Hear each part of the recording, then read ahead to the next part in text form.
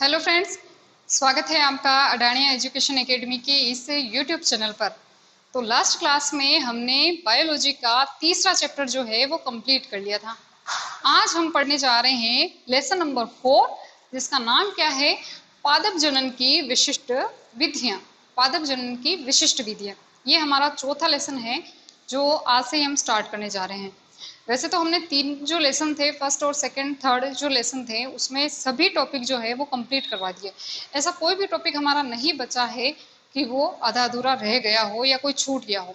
सारे टॉपिक्स हमारे कंप्लीट हो चुके हैं, यानी कि तीनों लेसन जो है हमारे कंप्लीट हो चुके हैं। अगर कोई बच्चा नया है, उसने वो क्लासें नहीं देखी है, तो आप प्ले लिस्ट में जाकर आप देख सकते हैं। ठीक है, तो आज हम पढ़ने जा रहे हैं चौथा लेसन, जिसका नाम मैंने बताया जैसा कि पादप जनन की विशिष्ट विधियां। बहुत ही छोटा चैप्टर है ये।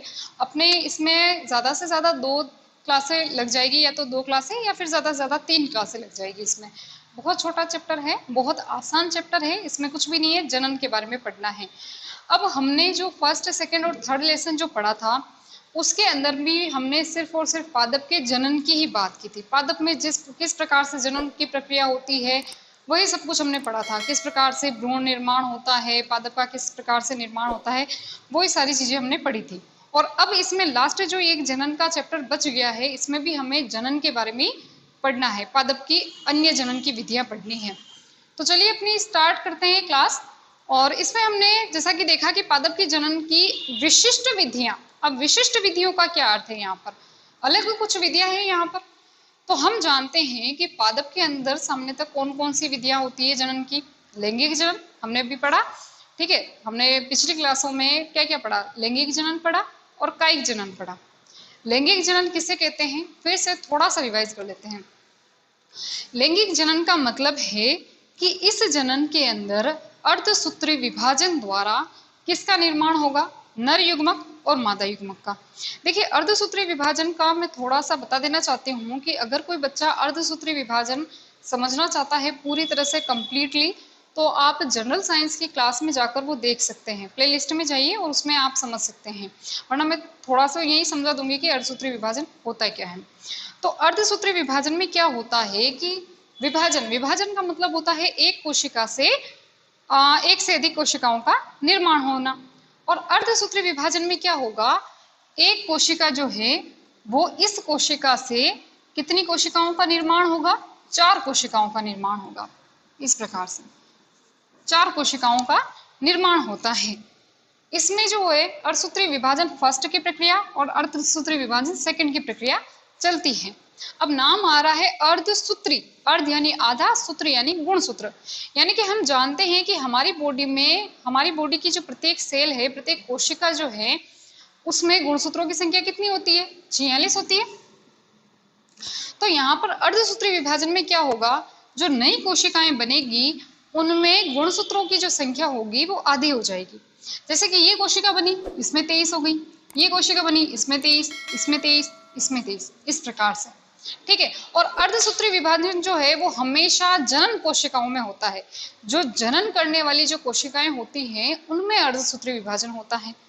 अब लैंगिक जनन की अगर हम बात कर रहे हैं तो उसमें क्या होगा कि अर्धसूत्री विभाजन द्वारा किसका निर्माण होगा, नर युग्मक और मादा युग्मक का निर्माण होगा, ठीक है, नर युग्मक और मादा युग्मक का।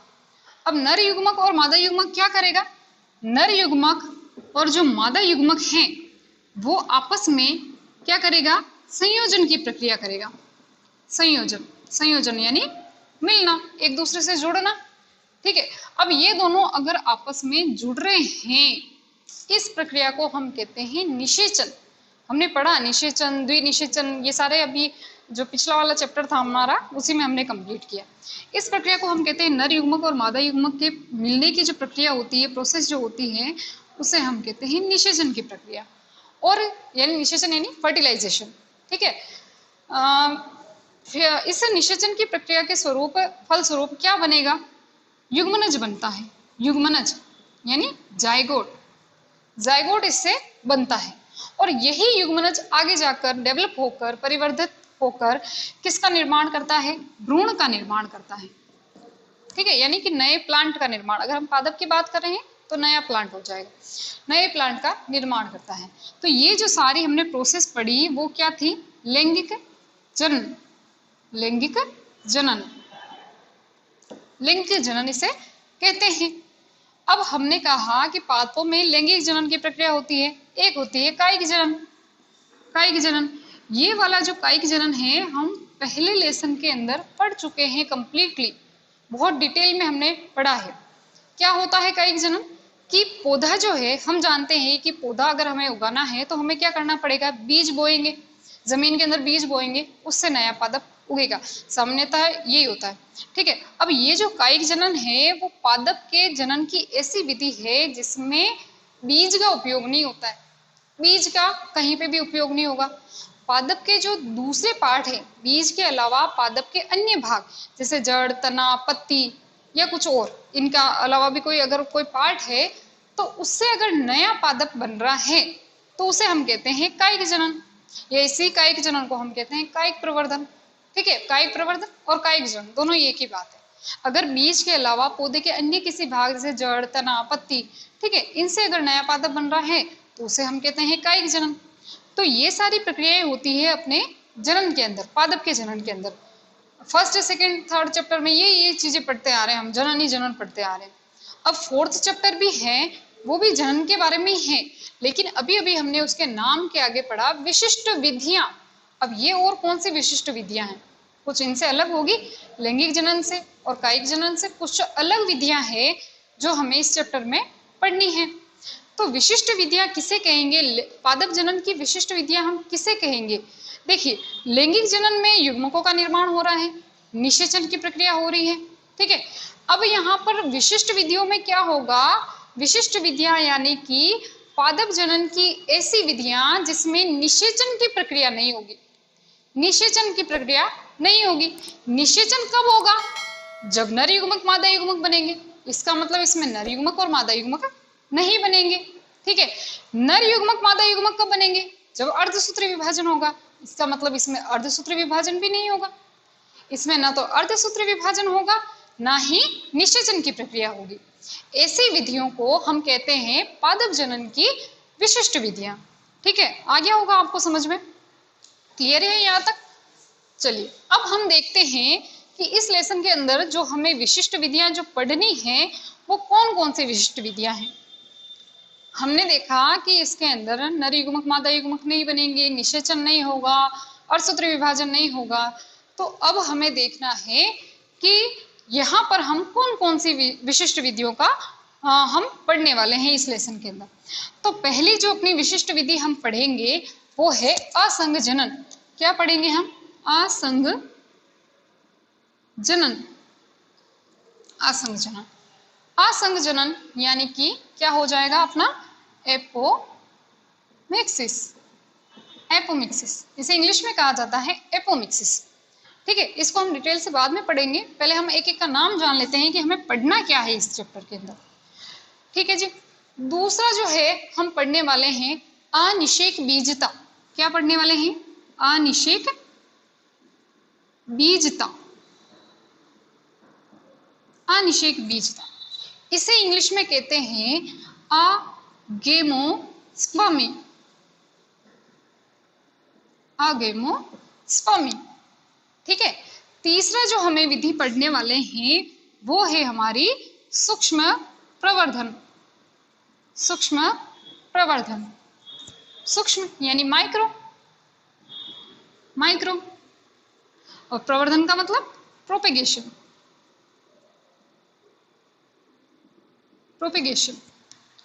ठीक है जी, चौथा जो हमें पढ़ना है वो है हमारा कायिक प्रवर्धन। कायिक प्रवर्धन। ठीक है, कायिक प्रवर्धन यानी कि वेजिटेटिव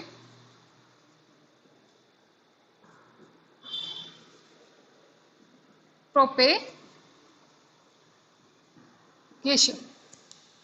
ठीक है जी, अब देखिए कि यहाँ पर हमें ये चारों विधियों का जो है इसमें पढ़ना है, लेकिन हम कायिक प्रवर्धन जो है वो पहले ही पढ़ चुके हैं फर्स्ट लेसन के अंदर, तो इस विधि को अपन यहाँ पर नहीं पढ़ेंगे। हमें केवल 3 विधियां पढ़नी है इस लेसन के अंदर। वो है असंग जनन, अनिषेक बीजता और सूक्ष्म प्रवर्धन। इनके तीनों के बारे में हमें पढ़ना है इस लेसन के अंदर। चलिए जी, अब हम स्टार्ट करते हैं अपना जो पहला आज की हम टॉपिक पढ़ने जा रहे हैं या पहली विधि जो पढ़ने जा रहे हैं वो है हमारी असंग जनन। असंग जनन इंग्लिश में क्या कहते हैं इसे? असंग जनन को एपोमिक्सिस। एपोमिक्सिस। अब ये होता क्या है असंग जनन या एपोमिक्सिस? तो इस असंग जनन के बारे में सबसे पहले एक वैज्ञानिक हुए जिन्होंने इसके बारे में बताया। क्या नाम है उन वैज्ञानिक का?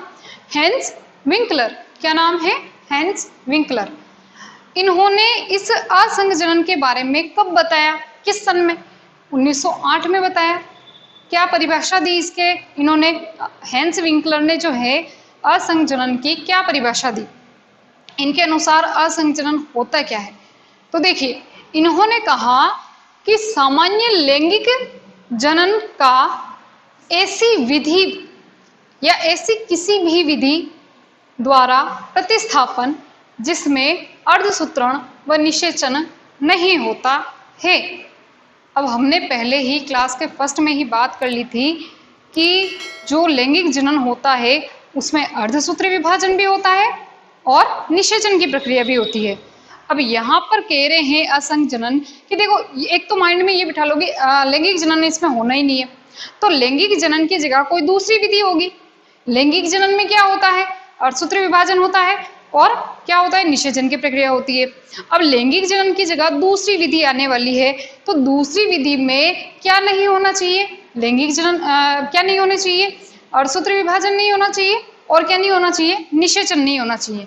अब इन्होंने बस घुमा फिरा के वो डेफिनेशन बोल दी कि सामान्य लैंगिक जनन का ऐसी किसी भी विधि द्वारा लैंगिक जनन को हटाना है, उसकी जगह दूसरी विधि लानी है। और दूसरी विधि में क्या नहीं होना चाहिए? अर्धसूत्री विभाजन नहीं होना चाहिए और क्या नहीं होना चाहिए? अर्धसूत्री विभाजन और निषेचन की प्रक्रिया नहीं होनी चाहिए। इसको हम कहेंगे असंग जनन। और ये बात सबसे पहले किस वैज्ञानिक ने कही? तो हैंस विंकलर ने कही। कब कही? 1908 में कही।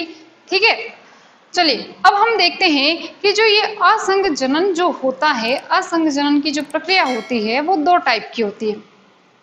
ठीक है, या हम ये कहें कि इसके दो टाइप होते हैं, इनको दो भागों में बांटा गया है। सबसे पहला आता है बीजाणुद्भिद असंग जनन। बीजाणुद्भिद असंग जनन, स्पोरोफिटिक एपोमिक्सिस। Sporophytic apomixis. और दूसरा जो होता है अपना वो होता है युग्मकोद्भिद असंग जनन, यानी कि गेमेटोफिटिक एपोमिक्सिस। ठीक है, स्पोरोफिटिक और गेमेटोफिटिक। अब सबसे पहले बात करते हैं हम बीजाणुद्भिद असंग जनन की। क्या होता है बीजाणुद्भिद असंग जनन? बीजाणुद्भिद असंग जनन को ही अपस्थानिक भ्रूणता कहते हैं। ये नाम मैं इसलिए आपको यहाँ पर बता रही हूँ क्योंकि ये आगे काम आने वाला है। कहीं पर एक डेफिनेशन या कोई एक विधि आने वाली है जिसके अंदर ये नाम बोला जाएगा, अपस्थानिक भ्रूणता। ये नाम जो है आपका वापस रिपीट होने वाला है, तो ये ध्यान रखिएगा कि बीजाणुद्भिद असंग जनन को ही अपस्थानिक भ्रूणता कहा जाता है। अब ये बीजाणुद्भिद असंग जनन या जिसे हम कहते हैं अपस्थानिक भ्रूणता क्या होती है? ठीक है, अब देखिए, भ्रूण का निर्माण जो होगा इसके अंदर, डायरेक्ट भ्रूण का निर्माण क्यों हो रहा है? क्योंकि इसमें निषेचन की प्रक्रिया नहीं हो रही है, मतलब नर युग्मक और मादा युग्मक नहीं बन रहे हैं। जब नर युग्मक और मादा युग्मक आपस में मिलते हैं तब निषेचन की प्रक्रिया होती है, और निषेचन के फलस्वरूप क्या बनता है?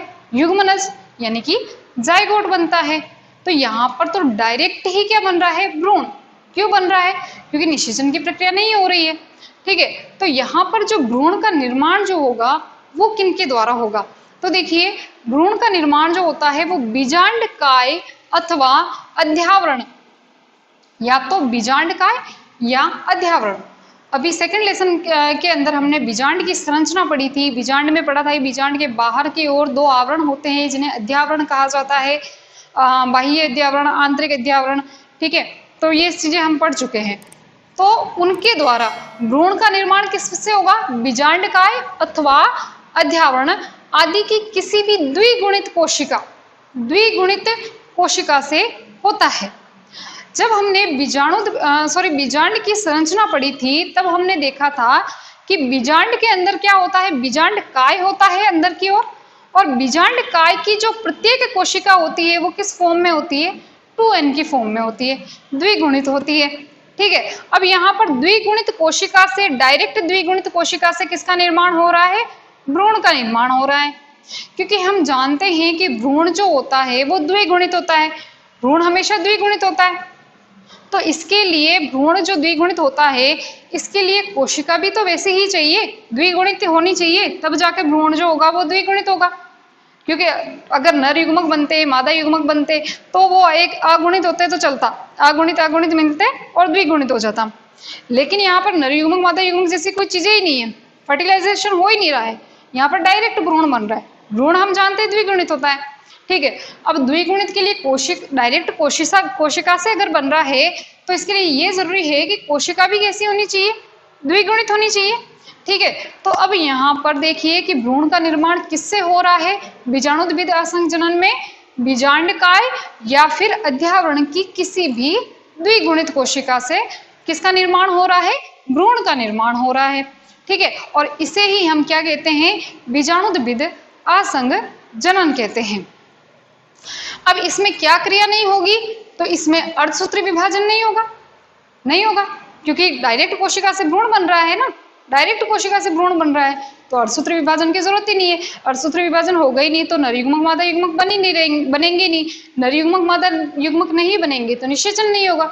यानी कि इसमें अर्धसूत्री विभाजन भी नहीं होता है और निषेचन की क्रिया भी नहीं होती है, क्योंकि डायरेक्ट कोशिका से क्या बन रहा है? भ्रूण बन रहा है। ठीक है जी, अब नेक्स्ट जो हम पढ़ने वाले हैं वो है युग्मकोद्भिद असंजनन। युग्मकोद्भिद असंजनन क्या होता है? इसमें भ्रूण का निर्माण कैसे होगा? तो देखिए, इसमें भ्रूण का जो परिवर्धन होता है, भ्रूण का जो निर्माण होता है वो किससे होता है? अगुणित भ्रूण कोश की किसी भी कोशिका से, अगुणित भ्रूण कोश की किसी भी कोशिका से। अब ध्यान रखिए कि भ्रूण कोश की वैसे हम संरचना पढ़ चुके हैं, बीजांड के अंदर भ्रूण कोश होता है, भ्रूण कोश होता है, एक बार फिर से देख लेते हैं। बीजांड के अंदर भ्रूण कोश होता है। इस भ्रूण कोश में क्या होता है? ऊपर की तरफ 3 प्रतिमुखी, या इसे हम क्या कहते हैं? प्रतिध्रुवी कोशिका कहते हैं। बीच के अंदर क्या होता है? बीच में एक कोशिका होती है जिसमें 2 केंद्रक होते हैं, जैसे ध्रुवीय कोशिका, और इसके केंद्रकों को क्या कहा जाता है? ध्रुवीय केंद्रक कहा जाता है। और जब ये ध्रुवीय केंद्रक आपस में मिल जाते हैं तब इसे हम कहते हैं द्वितीय केंद्रक। ठीक है जी, अब तीसरा जो नीचे की ओर 3 कोशिकाएं और होती है वो होती है अपनी, कौन सा, क्या बनाता है ये? अंड समुच्चय। अंड समुच्चय, जिसमें बीच में क्या होती है? अंड कोशिका, और दोनों तरफ क्या होती है? दोनों कोशिकाओं को हम क्या कहते हैं? सहायक कोशिका। ठीक है, ये होती है अपने भ्रूण कोश की संरचना। अब यहाँ पर बताया है कि युग्मकोद्भिद असंजनन में क्या होगा? भ्रूण का परिवर्धन जो है वो अगुणित भ्रूण कोश की किसी भी कोशिका से हो जाएगा। ये जो अगुणित भ्रूण कोश है, इसकी किसी भी कोशिका, कोई भी कोशिका द्वारा किसका निर्माण हो जाएगा? भ्रूण का निर्माण। अब कोशिकाएं हमें ध्यान है, 7 कोशिका होती है, 3 नीचे, 3 ऊपर, 1 बीच में। ठीक है, 7 कोशिका होती है, केंद्रक 8 होते हैं, 3 केंद्रक ये, 3 केंद्रक ये, और 2 केंद्रक इसके, एक ही कोशिका में 2 केंद्रक होते हैं। अब इसकी किसी भी कोशिका से हो सकता है। ठीक है, तो अब यहाँ पर बनेगी 2 कंडीशन। कैसे? तो देखिए 2 कंडीशन कैसे, कि पहला है अपना, जब भ्रूण का निर्माण अनिषेचित अंड कोशिका से होता है।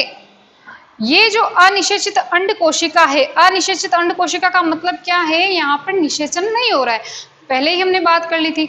अच्छा, पहले हमने तीसरा लेसन जब पढ़ा था उसमें हमने जनन की प्रक्रिया में पढ़ा था कि इस तरह से क्या आती है? परागनलिका आती है निषेचन के समय, और उसमें नर युग्मक मादा युग्मक आते हैं। एक नर युग्मक इस अंड कोशिका से मिल जाता है, दूसरा नर युग्मक जो है वो ध्रुवीय केंद्रकों से मिल जाता है, और इससे भ्रूण कोश का निर्माण और इससे आगे भ्रूण का निर्माण होता है। ठीक है, तो अब यहाँ पर निषेचन जैसी तो कोई प्रक्रिया हो ही नहीं रही है, तो परागनलिका वलिका किसी की जरूरत ही नहीं है अपने को, नर युग्मक की भी कोई जरूरत नहीं है। डायरेक्ट यहाँ पर क्या होगा? ये जो अंड कोशिका है, ये जो अंड कोशिका है जो कैसी है? अनिषेचित, निषेचन की प्रक्रिया ही नहीं हुई है, तो यहाँ पर अनिषेचित अंड कोशिका से डायरेक्ट क्या बन जाएगा? अपना भ्रूण बन जाएगा। क्या बन जाएगा? भ्रूण बन जाएगा। और इस प्रक्रिया को अपन क्या कहते हैं, इसे कहते हैं अनिषेक जनन कहते हैं। क्या कहेंगे, अनिषेक जनन।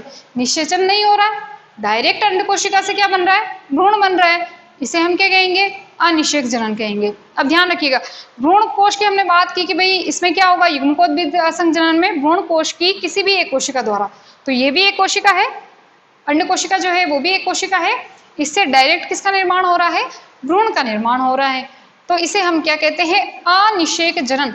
अनिषेक जनन अपना एक पूरा पूरा टॉपिक है इस लेसन के अंदर, तो अभी ध्यान से समझ लीजिएगा कि इस अंड कोशिका से ही किसका निर्माण हो जाता है, भ्रूण का निर्माण होता है, और इसे ही हम कहते हैं अनिषेक जनन। दूसरी क्या कंडीशन बन सकती है इसके अंदर, एक तो ये हो गया, ठीक है। दूसरी कंडीशन क्या बन सकती है, जब भ्रूण का निर्माण भ्रूण कोश की किसी अन्य अगुणित कोशिका जैसे कि सहायक कोशिका हो सकती है या फिर प्रतिध्रुवी कोशिका हो सकती है। ध्यान रखिए, या तो ये दोनों कोशिकाएं सहायक कोशिकाएं, ठीक है, या फिर हम कहेंगे प्रतिध्रुवी कोशिकाएं। ये तीनों जो है वो क्या है, प्रतिध्रुवी कोशिका है, और ये जो दोनों है, ये साइड में जो कोशिकाएं रहती है इसको अपन क्या कहते हैं, सहायक कोशिका कहते हैं। अंड कोशिका से तो पहले ही अगर भ्रूण बन गया है तो उसे हम कहेंगे, क्या कहेंगे, अनिषेक जनन। अब इसके अलावा कौन कौन सी कोशिकाएं बची, ऊपर 3 कोशिकाएं, नीचे ये 2 कोशिकाएं। अगर इन दोनों कोशिकाओं या इन तीनों, या तो प्रतिमुखी कोशिकाओं से या सहायक कोशिका से अगर भ्रूण का निर्माण हो रहा है तो इस क्रिया को अपन कहते हैं अपयुग्मन। क्या कहेंगे, अपयुग्मन। अब कुछ बच्चे सोच रहे होंगे कि ये जो बीच में जो कोशिका है, क्या इससे भ्रूण का निर्माण नहीं हो सकता है क्या, इससे भी तो हो सकता है, पर इससे कैसे होगा, क्योंकि यहाँ से इससे तो किसका निर्माण होता है, भ्रूण कोश का निर्माण होता है। जब भ्रूण बनेगा तो उसको पोषण के लिए भी तो कुछ ऐसा माध्यम चाहिए, कुछ ऐसा साधन चाहिए कि ताकि इसको पोषण दे सके। तो पोषण का काम तो कौन करता है, बीच की जो ये कोशिका होती है, इससे क्या बनता है, भ्रूण पोष बनता है, और भ्रूण पोष जो होता है वो क्या करता है, भ्रूण को पोषण देने का काम करता है। तो इससे तो सवाल ही पैदा नहीं होता कि इससे कोई भ्रूण का निर्माण होगा। बची ये 6 कोशिकाएं, जिससे एक कोशिका से तो अगर अंड कोशिका से निर्माण हो रहा है तो इससे तो हम कहेंगे अनिषेक जनन, और बाकी जो ये 3, या तो ये 3 हो सकती है, ये 2 कोशिकाएं हो सकती है, अगर इनसे भ्रूण का निर्माण हो रहा है तो इसे हम क्या कहेंगे, अपयुग्मन कहेंगे। क्या कहेंगे, अपयुग्मन कहेंगे। अब एक वैज्ञानिक हुए जिनका नाम है प्रोफेसर पंचानन माहेश्वरी। क्या नाम है, प्रोफेसर पंचानन माहेश्वरी, एक जाने माने वैज्ञानिक है अपने बॉटनी के। उन्होंने क्या कहा, या उन्होंने जो 1950 के अंदर ये जो असंग जनन है इसको फिर से 4 भागों में बांटा।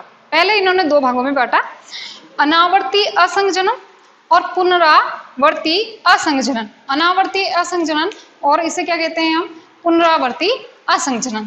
फिर इन्होंने इसको वापस 4 भागों में बांटा, कुल मिला के इसके 4 भाग है, ये याद रखना अपने को। 4 भाग कौन कौन से हैं, एक तो है अनावर्ती असंग जनन, दूसरा है पुनरावर्ती असंग जनन, तीसरा क्या है, अपस्थानिक भ्रूणता, अपस्थानिक भ्रूणता, और लास्ट हमारा क्या है, कायिक असंग जनन। अभी अभी मैंने थोड़ी देर पहले बताया था कि अपस्थानिक भ्रूणता जो है, आगे शब्द आने वाला है, उसे हमें ध्यान रखना है। तो हम अपस्थानिक भ्रूणता को ही अपन क्या कहते हैं, बीजाणुद्विध असंग जनन कहते हैं, या बीजाणुद्विध असंग जनन को ही अपस्थानिक भ्रूणता कहते हैं। जिसमें क्या होता है, इसमें होता है कि बीजांडकाय या अध्यावरण की किसी भी द्विगुणित कोशिका से डायरेक्ट किसका निर्माण हो जाता है, भ्रूण का निर्माण हो जाता है। ठीक है, अब हम पढ़ेंगे इन चारों के बारे में। आज की क्लास के अंदर अपना जो लास्ट टॉपिक होगा इन चारों के बारे में, और फिर हमारा लास्ट टॉपिक हो जाएगा असंग जनन की का महत्व क्या है। ठीक है, तो चलिए स्टार्ट करते हैं। पहले इन चारों को पढ़ लेते हैं हम। चलिए, तो अब हम पहला देखते हैं अनावर्ती असंग जनन। अनावर्ती असंग जनन क्या होता है इसमें, तो देखिए, इस प्रकार के असंग जनन में गुरु बीजाणु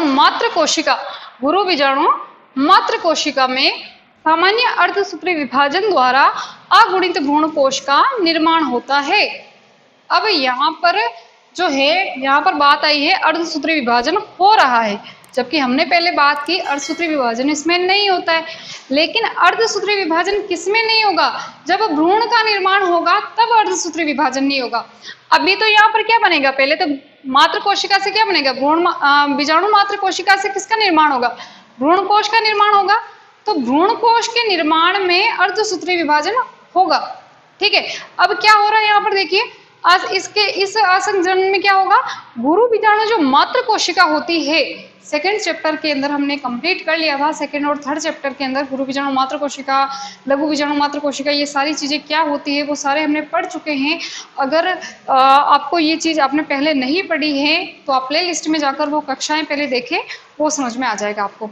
ठीक है, तो गुरु बीजाणु मात्र कोशिका में क्या होगा, अर्धसूत्री विभाजन होगा, और इस अर्धसूत्री विभाजन से किसका निर्माण होगा, भ्रूण कोश का निर्माण होगा।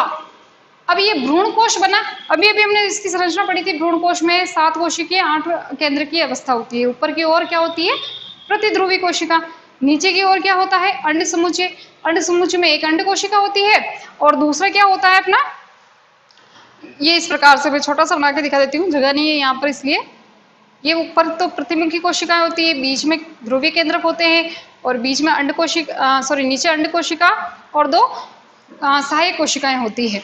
अब यहाँ पर बस ये भ्रूण कोश बना है, अभी तो भ्रूण कोश बना है, अब इससे बनेगा भ्रूण।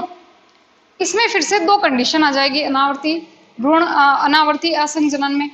क्या क्या, एक तो आती है अनिषेक जनन, अगुणित अनिषेक जनन, अगुणित अनिषेक जनन। किसे कहेंगे अगुणित अनिषेक जनन, तो देखिए इसके अगुणित अंड से, ये जो अगुणित अंड कोशिका जो है ये अगुणित ही है अभी, ठीक है, क्योंकि अर्धसूत्री विभाजन से बना है ना ये, तो अगुणित होगी। इसका जो ये अगुणित अंड कोशिका है, इसमें बिना निषेचन से अगुणित भ्रूण का निर्माण हो जाएगा। किसका निर्माण हो जाएगा, इस अगुणित अंड कोशिका से किसका निर्माण हो जाएगा, अगुणित भ्रूण का निर्माण हो जाएगा। तो इसे हम क्या कहेंगे, अगुणित अनिषेक जनन, क्योंकि सारी कोशिकाएं कैसी है, अगुणित हैं, तो भ्रूण भी कैसा हो रहा है, अगुणित। तो इस प्रक्रिया को भी अपन क्या कहेंगे, अगुणित अनिषेक जनन। ठीक है, ये सारी प्रक्रिया वो जो हमने पहले पढ़ी थी ना, वो की वही है, बस नाम चेंज हो गया। तो इस अगुणित अंड कोशिका से अगर भ्रूण का निर्माण हो रहा है तो इसे हम कहेंगे अगुणित अनिषेक जनन। ठीक है, अब इस अगुणित अनिषेक जनन के बारे में सबसे पहले अध्ययन किसने किया था, या सबसे पहले किसने बताया था इसके बारे में, या यूं हम कहें कि अध्ययनकर्ता कौन है इसका, तो वो है जॉर्ज जेन्सन। क्या है, जॉर्ज जेन्सन। जॉर्ज जेन्सन कब बताया था, 1928 में इसके बारे में अध्ययन किया था इन्होंने। किसके बारे में, अगुणित अनिषेक जनन के बारे में। दूसरा क्या होता है अपना, अगुणित अपयुग्मन। अभी अपयुग्मन अपन ने पढ़ा ना, अपयुग्मन क्या होता है, या तो ये 2 सहायक कोशिका या ऊपर की प्रतिध्रुवी कोशिका, अगर इनसे अगर भ्रूण का निर्माण हो रहा है तो इसे हम अपयुग्मन कहते हैं। तो अब यहाँ पर क्या हो जाएगा, भ्रूण का विकास अंड के अतिरिक्त मादा युग्मकोद्भिद, ये पूरा मादा युग्मकोद्भिद है ना, इसकी किसी दूसरी कोशिका से होता है। ये दूसरी कोशिकाएं हो गई, तीनों ये और 2 ये, इन दोनों कोशिकाओं से अगर भ्रूण का निर्माण हो रहा है तो इसे हम क्या कहेंगे, अगुणित अपयुग्मन कहेंगे। उदाहरण देखें इसके, तो कौन कौन से हो जाएंगे, धतूरा और मक्का। धतूरा और मक्का के अंदर क्या होता है, अगुणित अपयुग्मन की क्रिया होती है। दूसरा अपना आता है पुनरावर्ती असंजनन। क्या आता है, पुनरावर्ती असंजनन, जिसे हम क्या कहते हैं, युग्मकोद्भिद असंजनन भी कहते हैं। देखो ये युग्मकोद्भिद असंजनन वो वाला जो था वो अपना स्पोरोफिटिक असंजनन जिसे हम कहते हैं बीजाणुद्भिद असंजनन, यही है, बस इनके नाम चेंज कर दिए हैं। पहले हमने पढ़ी ना इनकी क्रियाएं। ठीक है, अब इनमें क्या होगा, अर्धसूत्री विभाजन के पूर्ण नहीं होने के कारण, हमने पढ़ा कि भाई अर्धसूत्री विभाजन भ्रूण के निर्माण में नहीं होगा, तो भ्रूण के निर्माण में अर्धसूत्री विभाजन पूरा नहीं होता है, जिसकी वजह से क्या होता है, स्त्री युग्मकोद्भिद में गुणसूत्रों की संख्या मात्र पादप के समान ही होती है। मतलब गुणसूत्र जो है वो बराबर रह जाएंगे। अभी हमने अर्धसूत्री विभाजन की प्रक्रिया में हमने देखा था कि जो अर्धसूत्री विभाजन में क्या होता है, जो नई कोशिकाएं बनती है उनमें गुणसूत्रों की संख्या अपनी मात्र कोशिका से आधी रह जाती है। लेकिन अब इसमें क्या होगा, अर्धसूत्री विभाजन नहीं हो रहा है, इसका मतलब गुणसूत्रों की संख्या क्या होगी, बराबर रहेगी। ठीक है, ये भी फिर से 2 प्रकार का होता है, जनन अपबीजाणुता। देखिए इसमें कुछ नहीं है, सिंपल सा है, बस डेफिनेशन याद करनी है, समझना है और डेफिनेशन इनकी याद करनी है। कोई इतना वो बड़ा पार्ट नहीं है, सिर्फ डेफिनेशन ही आएगी आपकी, ज़्यादा कुछ नहीं आने वाला इसमें।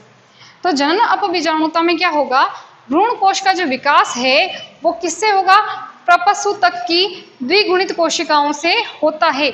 ये प्रपस्सु तक जो कोशिकाएं हैं वो भी हमने सेकंड चैप्टर में कंप्लीट कर लिया है, वापस यहाँ पर समझाने का अपन समझ चुके हैं इसको, इसलिए अभी हम नहीं समझेंगे। अभी आपको अगर नहीं समझ में आया है तो आप पहले वाली कक्षाएं देख लीजिए, ठीक है। इसकी प्रपस्सु तक की द्विगुणित कोशिकाओं से किसका निर्माण होता है, भ्रूण कोश का निर्माण होता है, भ्रूण कोश का विकास होता है।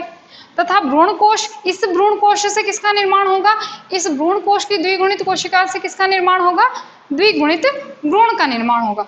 समझिए ध्यान से, भ्रूण, पहले तो भ्रूण कोश बनेगा, किससे बनेगा, प्रपस्सु तक की द्विगुणित कोशिका से बनेगा, ठीक है। भ्रूण कोश बन गया, द्विगुणित बन गया। अब इस द्विगुणित भ्रूण कोश से किसका निर्माण होगा, द्विगुणित भ्रूण का निर्माण होगा, और जिसे हम क्या कहते हैं, जनन अपबीजाणुता कहते हैं। नेक्स्ट अपना आता है कायिक अपबीजाणुता। क्या आएगा, कायिक अपबीजाणुता। इसमें क्या होगा कि भ्रूण कोश का जो निर्माण है वो कहाँ से होगा, बीजांडकाय अथवा अध्यावरण। अभी अभी हमने पहले भी पढ़ा, जो बीजांडकाय होता है उसकी कोशिकाएं द्विगुणित होती है, या उसके जो चारों तरफ अध्यावरण है उसकी भी कोशिकाएं जो होगी वो द्विगुणित होगी। अध्यावरण की द्विगुणित कोशिकाओं से होता है। भ्रूण कोश का निर्माण किससे होगा, या तो बीजांडकाय या अध्यावरण की द्विगुणित कोशिका से होगा, ठीक है। और फिर इस द्विगुणित कोशिका या इस द्विगुणित भ्रूण कोश से फिर किसका निर्माण हो जाएगा, अपना निर्माण हो जाएगा, द्विगुणित भ्रूण का निर्माण हो जाएगा, ठीक है। देखिए, भ्रूण बनने के लिए, क्योंकि इसमें निषेचन की प्रक्रिया नहीं हो रही है, तो भ्रूण का विकास हमें पता है कि भ्रूण कोश से होगा, तो पहले भ्रूण कोश का बनना बहुत जरूरी है। और इसमें सिर्फ आपको ये ध्यान रखना है कि भ्रूण कोश का किन किन चीजों से निर्माण हो रहा है, बाकी तो हमें पता है कि भ्रूण कोश के बाद में भ्रूण का निर्माण ही होना है, ठीक है। तो ये हमने बात की अभी अनावर्ती असंजनन, पुनरावर्ती असंजनन की। अब हम इसके नेक्स्ट आगे देखते हैं जी। अब हम आज का जो लास्ट टॉपिक है हमारा आज, तो वो स्टार्ट करते हैं। देखिए, अब जो तीसरा जो पार्ट है अपना वो है अपस्थानिक भ्रूणता, और लास्ट अपना बच जाएगा कायिक असंग जनन। तो सबसे पहले बात करते हैं हम अपस्थानिक भ्रूणता की। अपस्थानिक भ्रूणता को हम क्या कहते हैं, और बीजाणुद्विद असंजनन, बीजाणुद्विद असंजनन। 3 बार तो पढ़ लिया, अभी ये तीसरा टाइम हो गया इसको, ठीक है। अपस्थानिक भ्रूणता जिसे हम बीजाणुद्विद असंजनन भी कहते हैं। अब इसमें भ्रूण का निर्माण जो होगा वो किससे होगा, तो भ्रूण का निर्माण इसमें बीजांडकाय या अध्यावरण की कोशिका से होता है। 2 बार तो पहले पढ़ लिया, अभी तीसरा बार हो गया कि बीजांडकाय की जो कोशिका होगी वो कैसी होती है, 2n टाइप यानी द्विगुणित होती है। द्विगुणित कोशिका से द्विगुणित भ्रूण का निर्माण होता है, और इसी को हम क्या कहते हैं, बीजाणुद्विद असंजनन या अपस्थानिक भ्रूणता कहते हैं। नेक्स्ट अपना आता है कायिक असंजनन। अब कायिक असंजनन का मतलब ही होता है कायिक प्रवर्धन, एक तरह से, जो कि हम पहले कक्षाओं में पढ़ चुके हैं। जो पहला लेसन जो है, सॉरी कक्षाओं में, पहला जो लेसन है उसमें हम पढ़ चुके हैं, और उसमें हमने देखा था कि बीज के अलावा पौधे के अन्य भाग, पत्ती हो, जड़ हो, तना हो, उससे अगर नए पौधे का निर्माण हो रहा है तो उसे हम कायिक जनन या कायिक असंजनन या कायिक प्रवर्धन कहते हैं, ठीक है। और अब नेक्स्ट जो लास्ट हमारा जो टॉपिक है वो है असंजनन का महत्व। आज का जो लास्ट का टॉपिक है हमारा असंजनन का महत्व। क्या होता है असंजनन के, क्या क्या महत्व है, इसके क्या क्या लाभ है, वो देखिए। पहला है कि पादप के लक्षण मात्र पादप के समान ही होते हैं, और ये क्या करता है, क्लोन बनाता है। क्लोन का मतलब क्या होता है कि जब कोई एक पादप है, माना कि कोई एक पादप है, इससे अगर नया पादप बन रहा है तो उसके जो लक्षण होंगे, है ना, लक्षण होंगे वो बिल्कुल अपने मात्र पादप की तरह होते हैं, बिल्कुल सेम टू सेम अपने मात्र पादप की तरह होता है, और इसे हम कहते हैं क्लोन, ठीक है। तो जो नया पादप होगा उसके लक्षण जो होंगे, चाहे जनन लक्षण हो या कैसे भी जो भी लक्षण होंगे, तो वो बिल्कुल कैसे होंगे, अपने मात्र कोशिका या फिर हमने मात्र पादप के समान होते हैं, और इससे ये क्या बनाता है, क्लोन बनाता है। क्यों बिल्कुल समान होते हैं, क्योंकि इसमें एक ही कोशिका से नया पादप बन रहा है। कोई 2 कोशिकाएं तो दो नर युग्मक मादा युग्मक तो मिल नहीं रहे हैं कि दोनों माता पिता के गुण आ जाएंगे, जब बच्चे का जन्म होता है तो उसमें क्या होता है कि एक तो अंड और एक होता है शुक्राणु, जब मिलते हैं तब बच्चा बनता है, मतलब भ्रूण का निर्माण होता है, भ्रूण से नए बच्चे का जन्म होता है। तो उसके अंदर माता पिता दोनों के गुण आ जाते हैं। अब यहाँ पर तो निषेचन की प्रक्रिया हो ही नहीं रही है, डायरेक्ट कोशिका से क्या बन रहा है, भ्रूण बन रहा है। तो इसमें क्या होगा, जो नया पादप बनेगा उसके जो लक्षण होंगे, उसकी जो समानताएं होंगी वो बिल्कुल बिल्कुल अपने पेरेंटल प्लांट की बिल्कुल सेम होगा। ठीक है। दूसरा है कि पादप में नए लक्षणों का विकास नहीं होता है। क्यों नहीं होगा, नए लक्षण क्यों नहीं आएंगे, क्योंकि उसी कोशिका, जैसे ये प्लांट है, इसी की कोशिका से दूसरा बन गया, इसी से वापस दूसरा बन गया, तो नए लक्षण तो आ ही नहीं रहे हैं, वो के वही लक्षण चलते जा रहे हैं। जो पहला पादप होगा उसके लक्षण होंगे, वही दूसरे पादप के लक्षण होंगे। ठीक है। तो नए लक्षणों का बिल्कुल भी इसके अंदर विकास नहीं होगा। ठीक है। तीसरा है कि पादप में लाभदायक लक्षणों का लंबे समय तक संरक्षित किया जा सकता है। पादप के अंदर कोई लाभदायक लक्षण हो गए, जैसे कि मान लो कोई फल है बहुत मीठा है, उसी से नया पादप बन रहा है, तो नए पादप का फल भी कैसा होगा, मीठा होगा। ठीक है। जैसे कि ये पादप है, इसके कोई अच्छे लक्षण हैं इसके अंदर, और इससे जब नया पादप बनेगा तो इसके अंदर भी वही लक्षण आएंगे। तो लाभदायक लक्षणों का एक पीढ़ी से दूसरी पीढ़ी में जा रहे हैं ये। ठीक है। और ये जो है लंबे समय तक बनने रहेंगे। लंबे समय तक क्यों, क्योंकि इनके अंदर विभिन्नताएं नहीं आ रहे हैं। विभिन्नता मतलब दूसरा कोई नर युग्मक नहीं आया, पहला कोई मादा युग्मक नहीं आया, वो नहीं मिल रहे हैं, तो दोनों के लक्षण नहीं आ रहे, एक ही लक्षण है जो पीढ़ी दर पीढ़ी, इससे वापस तीसरा, तीसरे से चौथा, इस तरह से चलते जाएंगे। और ये लाभदायक लक्षण जो है वो लंबे टाइम तक एक दूसरे पौधे में संचारित होते जाएंगे। लास्ट अपना है कि इससे संकर बीजों का उत्पादन आसानी से किया जा सकता है। संकर बीज का मतलब क्या होता है, संकर का मतलब क्या होता है, दो नस्लों को आपस में मिलाकर एक नई नस्ल बनाना। ठीक है। तो अब इसमें सिर्फ एक ही लक्षण है, तो दूसरे लक्षणों को अगर अपन डालेंगे तो ये आसानी से एक नया संकर पौधा बना देगा। तो इस तरह से ये होते हैं अपने असंजनन के महत्व। ठीक है।